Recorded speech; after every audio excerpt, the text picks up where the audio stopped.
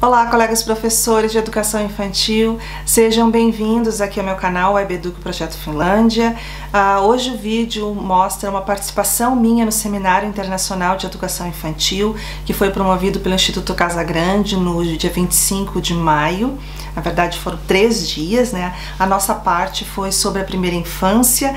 As professoras que participaram do painel comigo foram a Ida Regina Mileu, a Luciana Araújo, a professora Nelly Souza e a minha querida amiga lá do Japão, Sandra Mi. E todas falamos sobre as várias maneiras de incentivar o incentivo, bebês e crianças. Eu estou colocando aqui somente a minha parte. Na verdade, eu quis mais contextualizar, contando como que são as políticas públicas de incentivo à primeira infância aqui na Finlândia, e principalmente as crianças que não estão formalmente matriculadas na creche, né? O que o Estado tem a oferecer para elas. Eu quero agradecer todos os comentários que eu recebi, foram todos muito positivos. Eu lamento aqueles que escreveram com um tom triste de que, comparando a Finlândia com o Brasil, e algumas pessoas escreveram: é um sonho morar aí, que sonho de pedagogia, que sonho de país. E eu quero responder para essas pessoas que, não, professores, não é um sonho, isso é a realidade. É isso que vocês têm que buscar aí no Brasil, porque se alguém faz, se alguém fez, é porque é possível.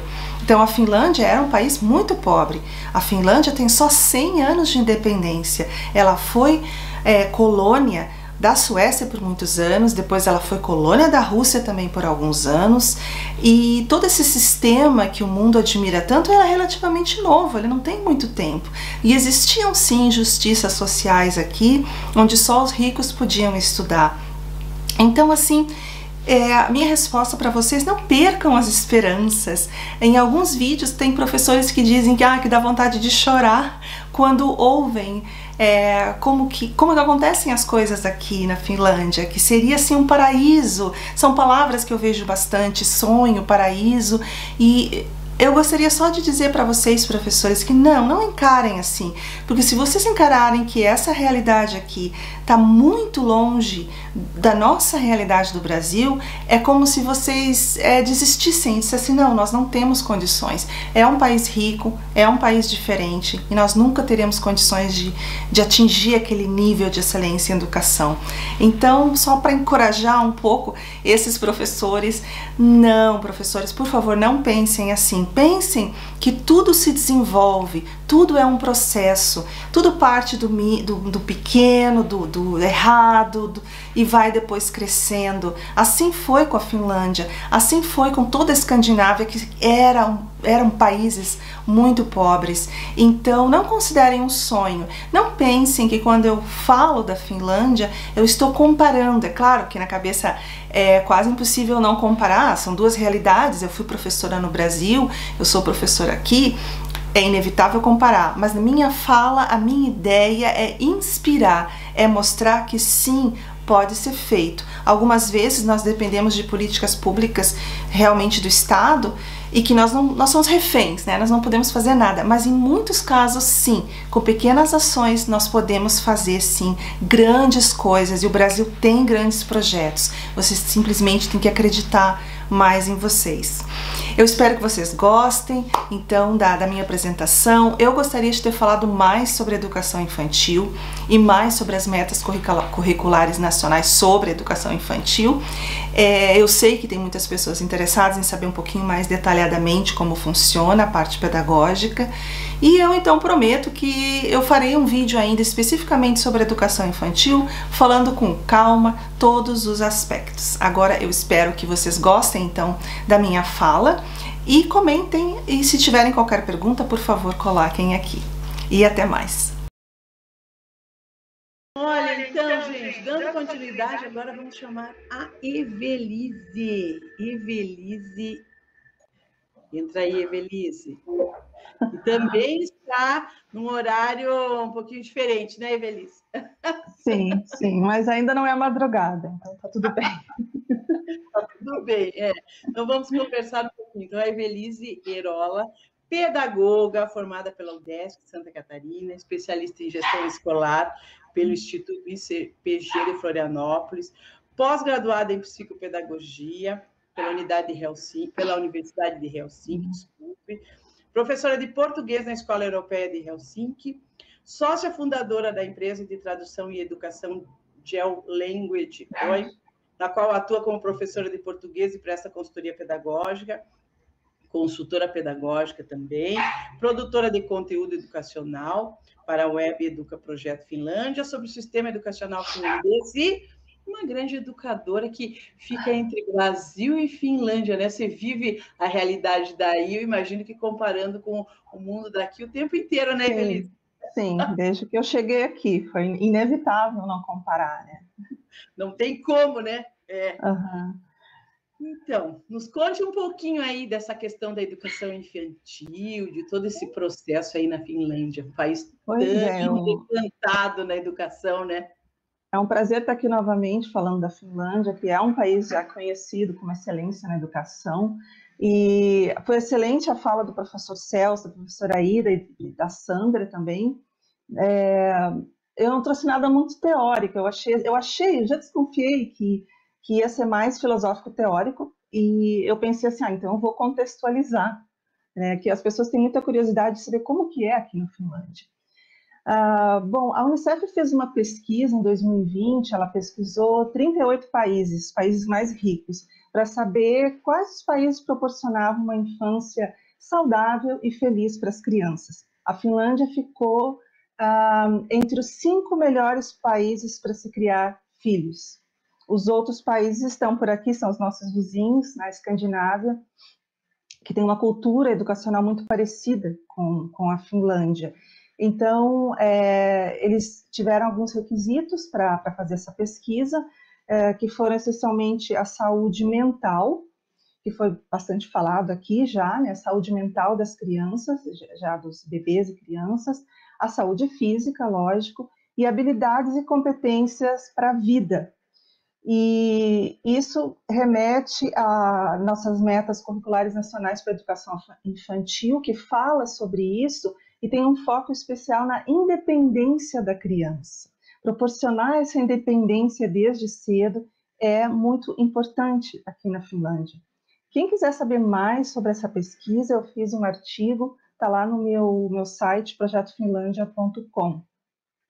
Bom, o Estado, ele promove bons programas que visa oferecer estímulos e oportunidades de desenvolvimento integral para as crianças de 0 a 6 anos. Nós falamos bastante da formulação e implementação de políticas públicas da educação como um todo, né?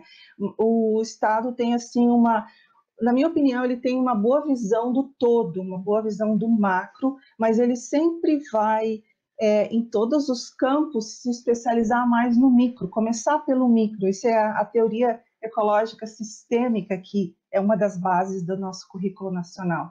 Isso quer dizer que ele vai procurar proporcionar para a educação, para a primeira infância, que as famílias tenham as condições nos próprios bairros. E nós vemos muito na legislação finlandesa, quando se vai ver implicitamente a questão da igualdade e da equidade.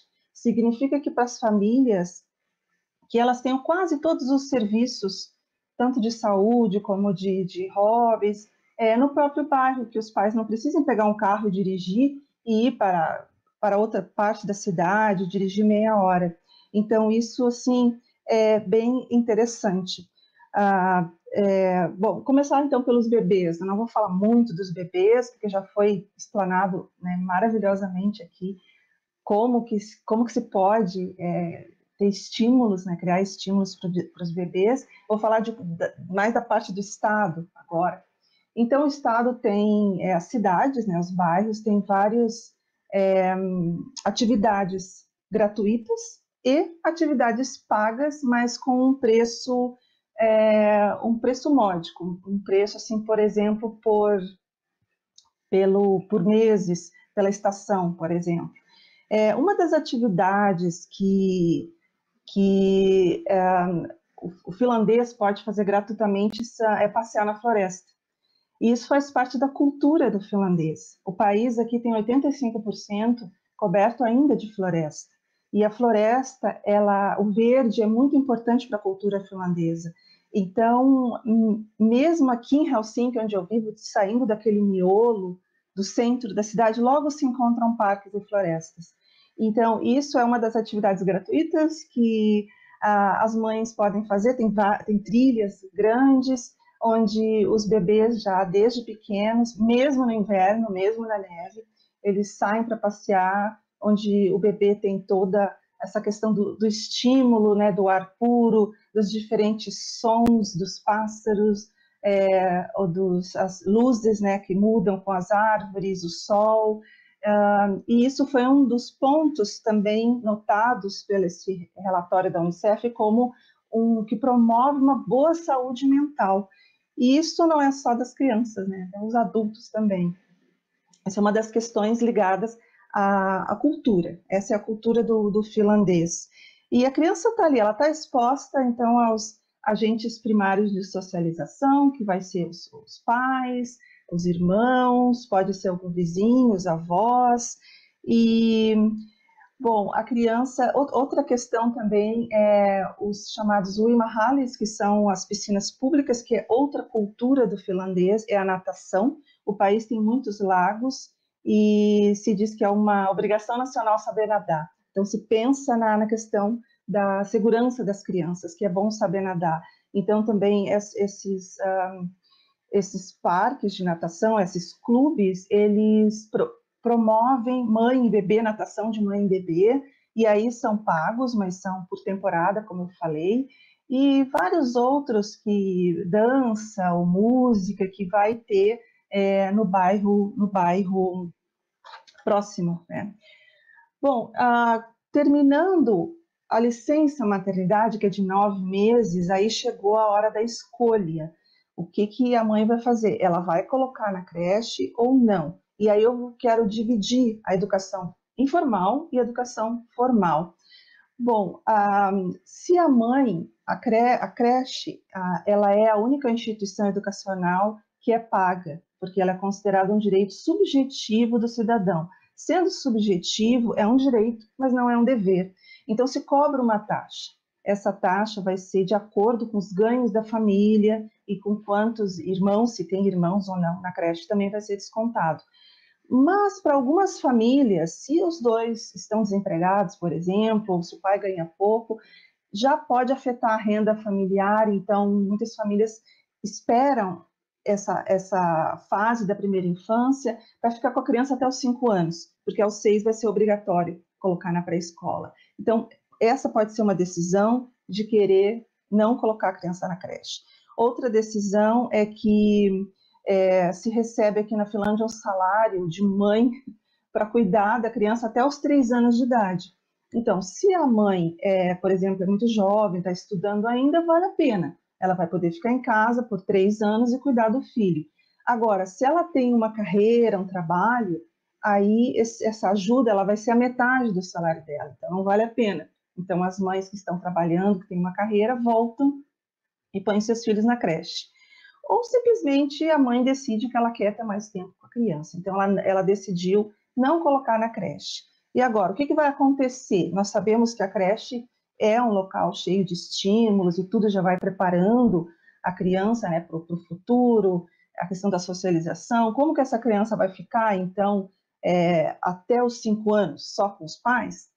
Uma das questões, uma coisa muito interessante que tem aqui, que foi pensado nisso, na questão novamente da igualdade, todos têm que ter as mesmas chances e as mesmas condições, mesmo que a decisão tenha sido dos pais de não colocar as crianças na creche. É os chamados avoimpuisto, e a tradução é parque aberto, mas eu poderia dizer que é uma creche aberta ou uma creche não oficial. Bom, o que é esse avoimpuisto? Tem em todos os bairros. Ele é uma creche não oficial, como eu falei, é uma parte só, 1 ou 2 salas da creche, e ele tem um parque grande com todos os brinquedos, e geralmente é aberto, como diz a palavra mesmo, não tem cercas, ele é aberto e muitas vezes ele já dá direto para uma floresta, né? A floresta novamente. Ele pode ser fechado se ele está numa área, por exemplo, mais metropolitana, como aqui em Helsinki, se tem uma rua ou uma avenida, aí com certeza ele vai ter uma cerca, né, para proteção das crianças. Esse parque aberto, essa creche aberta, ele é gratuito, mas os pais têm que estar junto. Então, nessa parte do parque, a criança já pode entrar em contato com a natureza, ela pode se socializar, e aqui o estímulo com a natureza é muito importante. A criança, ela brinca na areia muito, ela brinca na neve, não se tem medo do inverno, ela brinca na neve, ela brinca na lama, ela brinca na poça de água. Nós temos toda a roupa, botas de borracha, macacão de borracha, luvas, para que não tenha problema da criança ou se contaminar com algum vírus, ou se bem que é muito frio, né? Geralmente não acontece isso, ou ela sujar a roupa de dentro. Então, esse estímulo da natureza, como eu falei, ele é muito importante. Tem sido apontado em várias pesquisas como algo que estimula muito a curiosidade. E as mães levam já desde bebê as crianças. Então, assim, é permitido tudo nesses parques. É permitido se sujar, é permitido correr. Geralmente tem muitas árvores, as crianças podem subir em árvores. E tem os brinquedos coletivos, são caixas grandes com pequenas bicicletas, motos, carrinhos e vários outros brinquedos que as crianças podem brincar. É tudo coletivo, depois ela vai lá e guarda tudo. Isso na parte externa. Na parte interna vai ter, geralmente tem duas salas e uma professora contratada, uma pedagoga, uma professora de educação infantil, que ela está lá mais para organizar, para abrir o local, para ficar lá. Ela não exatamente faz as atividades pedagógicas diárias, até porque a questão é a mãe estar mais presente. A mãe decidir o que ela quer fazer com a criança. Então, ela vai assim, disponibilizar os materiais, as crianças vão estar desenhando, as crianças que querem ficar lá dentro, e ela pode dar uma ajuda, e algumas datas, como por exemplo Páscoa, ela pode fazer alguma coisa, alguma pintura com as crianças, mas assim, a ideia dela estar lá é mais para ela conversar com as mães, conversar com as interagir, mas não demais, porque o nome aberta significa em todos os sentidos. E lá vai ter também micro-ondas, geralmente tem uma cozinhazinha onde a mãe pode esquentar mamadeira ou comida para o bebê, ou para as crianças, quer dizer, dá para ficar o dia todo lá e é completamente gratuito. Essa ideia desses parques abertos é justamente para suprir a necessidade da criança que não está matriculada oficialmente na creche. Ela vai ter quase todos os estímulos, mas ela não vai ter aquele estímulo pedagógico constante e integrado que a creche tem. Então, assim, o desenvolvimento infantil ele vai ocorrer nesse ambiente físico, social, vai ver como que a criança compreende, como que ela interage. Também as igrejas, a igreja luterana, que vai ter também em cada bairro, ela além da parte da igreja, ela tem várias salas de aula e ela pode promover, por exemplo, 2 vezes por semana a creche gratuita, é só se inscrever, não paga nada. Ela promove teatro também, às vezes é completamente gratuito, às vezes paga uma taxinha, dependendo se é um grupo realmente que particular, então vai se cobrar uma taxinha, o cinema, assim, a mãe, e aí tem também as piscinas públicas também, que se a mãe não quiser pagar as aulas, ela paga por vez. E as piscinas públicas, imagine um clube, é como um clube. Tem a piscina olímpica, tem várias outras piscinas, tem piscinas de hidromassagem e tem a piscina do bebê, cheias de brinquedo também. E a mãe pode ir quando quiser. Quer dizer, a mãe que não colocou seus filhos na creche, ela pode fazer uma programação bem cheia de qualidade, cheia de incentivo. Cada dia ela pode escolher o que quiser fazer. Tem coisas e tem no próprio bairro. Ela não precisa sair dali do bairro para ir fazer alguma atividade no centro da cidade. Claro que vai ter também atividades assim, mas geralmente elas ficam concentradas no bairro. Então, esse tipo de política pública é que, por exemplo, para estrangeiros, é muito importante E eu lembro, para mim, assim que eu cheguei na Finlândia, com um bebê de 6 meses, esses parques abertos, eles foram incríveis. Eles não foram só bons para o meu filho, mas foi bom para mim também. Para mim, que ainda estava aprendendo a língua, encontrar outros pais, ficar sabendo de coisas. Eu não sabia nem, né, onde era o posto de saúde, eu me lembro, para levar o bebê. E eles me falaram onde eram. E aí eu comecei a conhecer o que eu podia fazer. Tinha aulas de música também, coloquei meu filho na aula de música e comecei a participar das atividades daquela comunidade, daquele bairro. Eu me senti muito mais integrada. Então, assim, a gente pensa assim, é só o bebê, não, a mãe também, os pais também, principalmente os estrangeiros que não conhecem ainda a cultura. Bom, aí quem decidiu colocar na creche, né? 76% colocam os filhos na creche. E nós também temos o que chama Family Day Care, que é uma pessoa, é uma pedagoga que ela tem direito de cuidar de 5 crianças na casa dela. Claro que tem que ser tudo perante a lei, eles vão lá verificar se ela tem condições, ela tem que seguir o cardápio de uma nutricionista, ela tem que ter um lugar para as crianças dormirem, que pode ser um colchão, não tem problema. Então, 6% preferem colocar nessas creche família, vamos dizer assim, porque tem menos crianças, ou porque a vizinha cuida e se sente mais tranquila com as crianças ali. Mas, então, na conta matemática, deu 82% dos finlandeses põem os seus filhos na creche.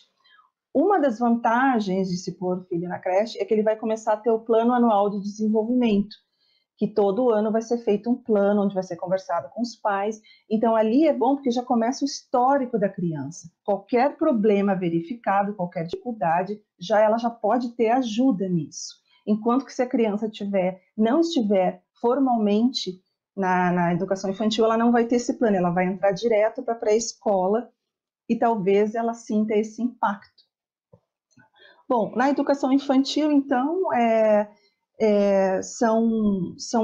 as turmas são divididas em 3, são 3 profissionais, uma professora formada na universidade e 2 cuidadoras, chamadas cuidadoras, então são 3 por sala, e novamente se trabalha muito a questão do micro, novamente, se vai separar o grupo todo em 3 grupos, inclusive na hora das refeições, cada professora vai ter 5 a 7 crianças, dependendo da idade da turma, porque aquela professora ou aquela cuidadora vai ficar responsável por escrever esse plano. E esse plano são 5 páginas, não é um planinho, é um plano que tem que ser cuidadosamente feito para depois conversar com os pais. Então, é muito interessante porque se consegue trabalhar em pequenos grupos, se faz atividades com o grupo todo, lógico, e se faz muita atividade em pequenos grupos. Se dá ênfase na educação infantil ao brincar, mas a educação infantil são os cuidados, né, da primeira infância, e é uma abordagem baseada numa pedagogia integrada. E a base é a brincadeira, mas tem muito estímulo do dia a dia. Você vai começar com as letras só na pré-escola, mas a criança já sai de lá com uma grande noção na parte do círculo, que se falou em rodinha, eu conheço como círculo, mas eu acho que é do inglês, circle, da manhã, por exemplo, onde vai se definir, nós temos um calendário, mas você vai definir o que vai se fazer junto com a criança, e vai se perguntar para ela se ela lembra, hoje é terça-feira, hoje é dia de quê? É o dia da música, hoje é o dia do livro, hoje nós temos dias temáticos, geralmente assim que as creches funcionam. Hoje é o dia de passear na floresta, novamente a floresta, hoje é o dia da música, o que é? E tem várias, é muito lúdico, tem as figuras, nós trabalhamos muito com figuras. E esse é o estímulo, esse é um estímulo natural que acontece nas creches aqui na Finlândia, e a criança vai se interessando, o professor espera a criança se interessar, ela brinca muito fora, e tem os momentos dos pequenos grupos, onde trabalhamos jogos e tudo, mas sem essa questão de forçar, por exemplo, letras, números, isso vai ser assim, bem natural. Depois, a criança aí vai entrar na pré-escola, e aí na pré-escola ela vai ter toda essa noção. Agora, atualmente, eles estão querendo, uma lei está querendo aumentar para 2 anos a pré-escola, e isso é um fato inédito aqui na Europa, começar com 5 anos até 6 anos, porque querem, está se notando uma grande diferença entre algumas crianças que não estão entrando tão bem preparadas no primeiro ano. Então, essa é uma lei agora. Bom, então é isso, a educação infantil, ela tem bastante detalhes, né, que eu poderia falar aqui, de estímulos, mas a minha ideia foi mais falar geral e principalmente mostrar para vocês o que é feito para quem não está formalmente dentro da educação infantil. Acho que é isso. Obrigada.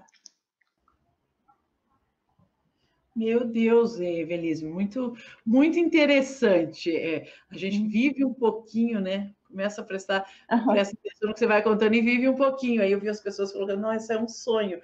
Aqui no Brasil, você ouvi que existem países que têm todo esse cuidado, e toda, né? Essa estrutura, vamos chamar assim, né? É um sonho mesmo. Mas é muito interessante você perceber que o papel que o Estado exerce, né, Evelise, fortíssimo, verdadeiramente Estado, né, em tudo isso. Sim.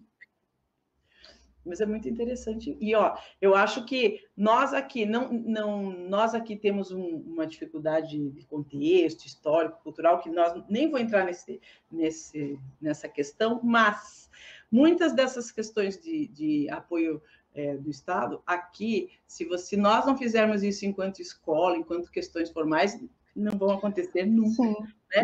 Então, pensar no ser integral e nesse desenvolvimento do bebê e da criança, fundamental em todos os aspectos. E vamos utilizar o que nós temos, né? As possibilidades que temos, né, Evelise? Mas o que eu vejo, assim, é que a diferença entre o Brasil, uma das diferenças entre o Brasil e Finlândia, como eu falei, é esse pensamento, assim, que no Brasil tudo tem que começar de cima, enquanto que não, tem que começar lá de baixo, né, daquela sala de aula, às vezes, para a escola, e aí não algo que venha de cima. Eu acho que aí que está o grande erro, porque é muito difícil começar com o todo. É melhor começar com as partes, em primeiro lugar. E é isso que a Finlândia tem feito há muitos anos e tem dado certo. Muito certo, É uma questão de lógica diferente mesmo, né? Mas é algo que nós, educadores, podemos fazer dentro do nosso contexto. Claro. Né? Essa é a ideia de sempre trazer pessoas de outras realidades contando aqui, porque muitas coisas, se a gente utilizar lá, mas é muito diferente do Brasil, claro que é, mas vamos entender toda essa lógica, vamos trazer isso para o nosso contexto de escola. É possível. Essa é a nossa intenção. Evelise, te agradecer imensamente, foi muito bacana. Eu que agradeço. Sempre muito interessante.